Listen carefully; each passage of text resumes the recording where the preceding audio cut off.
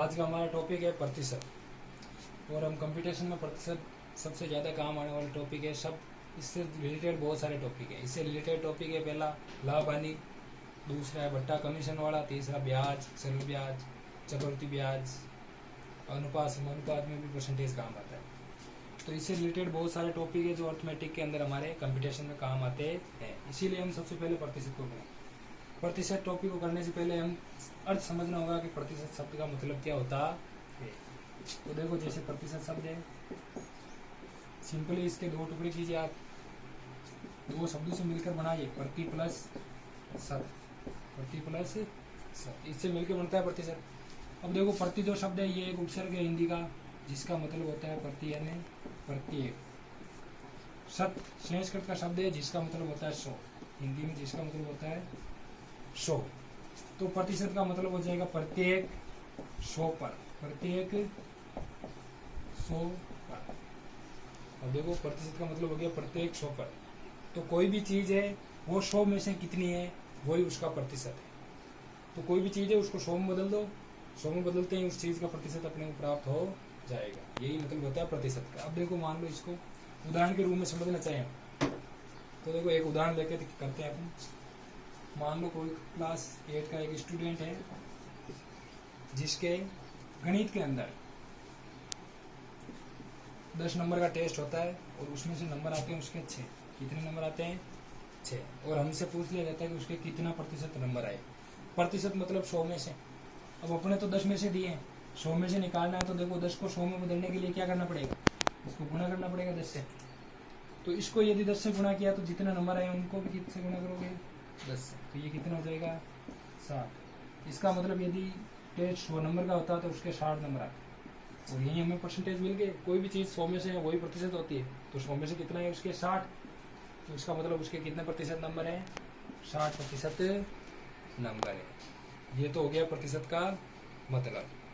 अब हम समझेंगे प्रतिशत से रिलेटेड एक और चीज।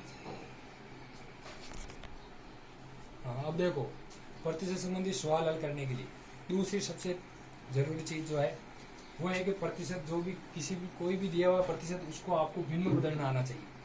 भिन्न में बदलना क्यों है प्रतिशत को? इसका कारण है कि हमें जो भी सवाल है उसमें कैलकुलेशन कम से कम करनी। जैसे औसत वाले सवालों में कैलकुलेशन कम करने के लिए हमने जीरो मेथड लगाया था, वैसे ही प्रतिशत वाले सवालों में यदि हमें कैलकुलेशन कम करनी है तो उस प्रतिशत को किस में बदलना आना चाहिए? भिन्न में बदलना आना चाहिए। ये भिन्न में क्यों बदलते हैं? कैलकुलेशन कम करने के लिए, कैलकुलेशन कम करने के लिए, यानी गणना कम करने के लिए, गुणा कम करना पड़ेगा। तो प्रतिशत मान लो कोई 25% है, ठीक है, और इसको भिन्न में बदलना हमें, भिन्न में हो गया ये 1/4। अब सीधा आप कह दोगे 25% को 1/4 कैसे लिख दिया आपने? तो यही आपको समझना है। देखो, 25% को मैंने 1/4 कैसे लिखा? तो देखो, जैसे 25 और परसेंटेज का मतलब होता है 100। अभी मैंने बताया प्रत्येक 100 पर, तो 25 कितने पर है? 100 पर है परसेंटेज का मतलब। तो इसको देखो भिन्न बदलने के लिए 25 से कम 25 और 25 और 100, तो कितना हो गया? 1/4। तो किसी भी प्रतिशत को भिन्न बदलने का यही सिंपल रूल है कि परसेंटेज का चिन्ह हटाओ, बटा में 100 लगाओ, और जिसने भी कट रहा है काटो, और जो शॉर्ट न्यूनतम उसका रूप आ रहा है उसमें लिखो। न्यूनतम रूप इसका 1/4 है। तो मतलब 25% को अपन 1/4 के रूप में लिख सकते हैं, भिन्न के रूप में लिखना चाहें तो। अब देखिए, इधर मैंने आपको भी बता दिया है कि 25% से 1/4 कैसे बनाइए भिन्न में। तो वैसे ही 33 से 1/3% को भिन्न में लिख सकते हैं 1/3। 66 से 2/3% को लिख सकते हैं 2/3। वैसे ही 11 से 1/9% को लिख सकते हैं 1/9। वैसे ही 9 से 1/11% को लिख सकते हैं 1/11। और वैसे ही 16 से 2/3% को लिख सकते हैं 1/6। और वैसे ही 10% को 1/10 लिख सकते हैं, 20% को 1/5, और 50% को लिख सकते हैं 1/2। सिंपली इनको बदलना वैसे ही जैसे मैंने अभी 25% को बदला था। जैसे मान लो एक और बता देता हूँ आपको, 33 से 1/3% को 1/3 कैसे लिखते हैं। तो इधर देखिए आप, ये है 33 से 1/3%। अभी मैंने कहा परसेंटेज का मतलब होता है 100 पर, तो मतलब बट्टा में 100 लगाना आप। तो ये 33 से 1/3 है और इसके बट्टा में 100। इसको बदलो, पहले 33 किया 99 और उसमें एक जोड़ दो, तो ये हो गया 99/3 और बट्टा में 100 है ही। 99 प्लस में ये एक है ही, तो एक हो गया, तो कितना हो गया? 100। तो 100 से तो 100 कट जाएंगे और बन जाएगा 1/3। तो इसीलिए हम लिख सकते हैं 33 से 1/3% को 1/3। इसी प्रकार आप इन सबको बदल के चेंज करके देख सकते हैं। तो आपको सिंपली इनको याद करना है। क्या करना है? याद करना है। स्टार्ट। हाँ, अब देखो आप, अभी मैंने जो बताया आपको, ये जो परसेंटेज को भिन्न में बताया लिखना, इसका यूज कहाँ पर है, ये कैलकुलेशन कम कैसे करता है, इसको समझने के लिए ये प्रश्न देखिए आप। यहाँ पर प्रश्न दिया है कि किसी संख्या का 25% 16 है, तो वह संख्या क्या होगी ये बताना आप। तो यहाँ सबसे पहले तो मैं नॉर्मल वे से बता रहा हूँ आप। यदि परसेंटेज लेके ही चले तो कैसे होता है कैलकुलेशन ज़्यादा, और परसेंटेज नहीं ले और भिन्न रूप में ले तो कैलकुलेशन कम कैसे होती है, ये समझना है। तो पहले हम परसेंटेज रूप में ले रहे हैं किसी संख्या का 25%। तो 25% परसेंटेज का मतलब 100 पर। तो मान लो वो संख्या क्या है, 100 है। मान लो यदि वो संख्या 100 है तो उसका 25, 100 पर वो संख्या कितनी है, 25 है। और उसका जो 25 है वो कितने के बराबर दे रखा है अपने को, 16 के बराबर दे रखा है। ठीक है ना?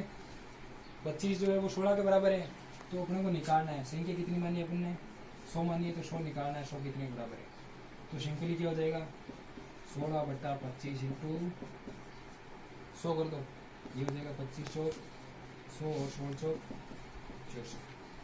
अब देखो इसमें कैलकुलेशन 25 का भाग देना पड़ा 100 में। अब कैलकुलेशन कम करनी है, जैसे सिंपल कैलकुलेशन करनी है, तो यहाँ देखो 25% को भिन्न के रूप में बदल दो। तो पहला नंबर 25% को भिन्न में बदलेंगे तो ये हो जाएगा 1/4। यहाँ से मतलब समझो, यदि वो संख्या 4 है तो बढ़ कितनी रही है, दिया कितना है आपने उसका 1। यदि वो संख्या 4 है तो हमने जो दिया है वो कितना है 1। उस संख्या का 1 जो है वो कितने के बराबर है, 1 बराबर दे रखा आपने कितने के, 16 के।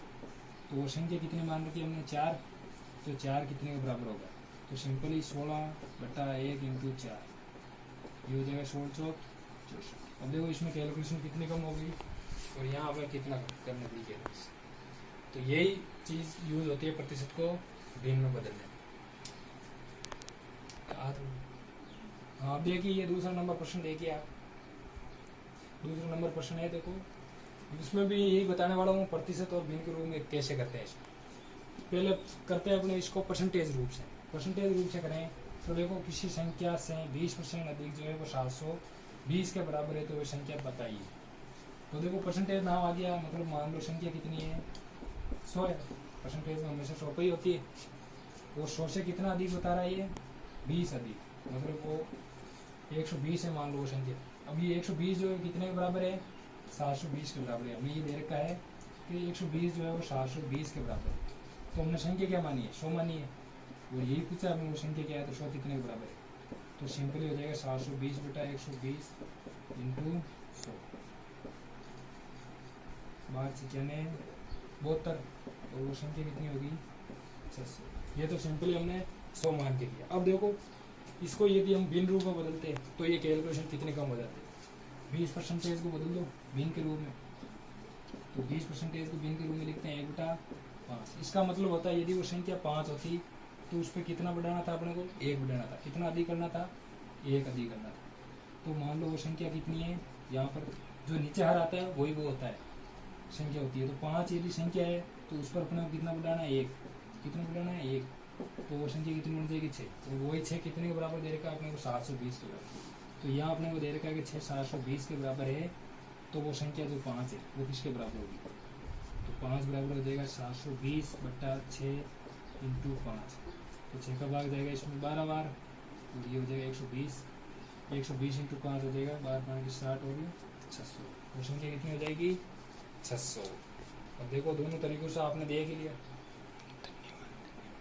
कि क्या अंतर होता है। देखो इसमें कैलकुलेशन कितनी ज़्यादा होती है, इसमें कम होती है। देखो संख्याएँ छोटी आ रही है तो आपको भाग देने में सब में आसानी रहती है, और इस परसेंटेज वाले में संख्याएँ बड़ी आती है तो भाग देने में परेशानी होती है, कैलकुलेशन में टाइम ज़्यादा लग जाता है। इसीलिए हम प्रतिशत को भिन्न रूप में लेके फिर यूज़ करते हैं। इसी तरह आगे सवाल करेंगे परसेंटेज के, अगले वीडियो से शुरू करेंगे हम परसेंटेज के अगले सवाल। और आगे सवाल देखने के लिए और अच्छे मेथड सीखने के लिए चैनल को लाइक सब्सक्राइब और शेयर कीजिए।